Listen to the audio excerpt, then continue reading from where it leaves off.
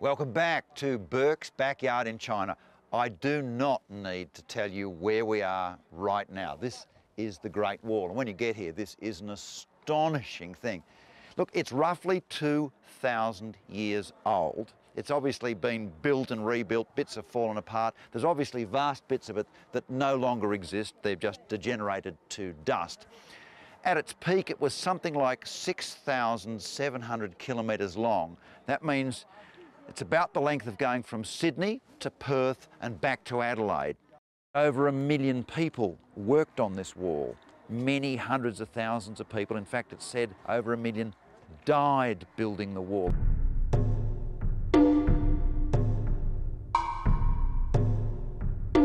To lift all these bricks and stones up here and build the whole thing is the most incredible achievement. Just walking around up here in the mountains is difficult enough. This is an astonishing achievement. For all that, the wall was a great failure. It never really did the thing it was supposed to do, which was to keep out the Mongol hordes. When China was finally reunited by Qin Shi Huangdi, he joined them all up to get this incredible structure. And whilst it didn't really work as a defensive wall, how it did work was a wonderful raised highway right through the mountains so that you could get fantastic communication.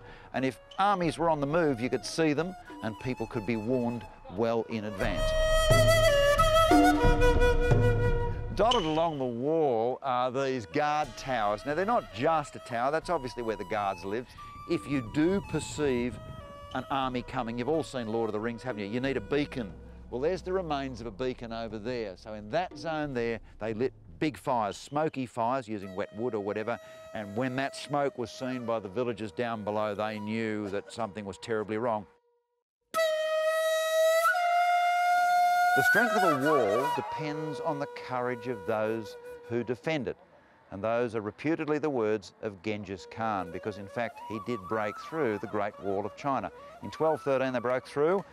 It was about a 27-kilometre long patch of the wall in a deep gorge in northern China, and of course once they got in here, well, they grabbed pretty much everything, and they finished up the Mongols of an empire that extended from Vietnam all the way through to Hungary, and they would have captured all of Europe as well, almost certainly, except for the fact that their then emperor died and they stopped expanding their empire.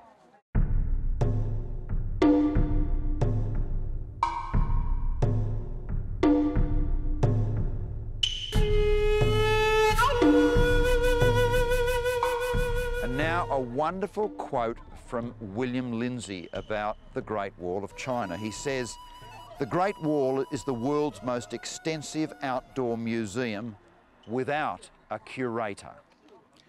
Neither protected by any specific laws, nor managed as a relic or a resource by any special office." And I suppose that's the truth of the wall today.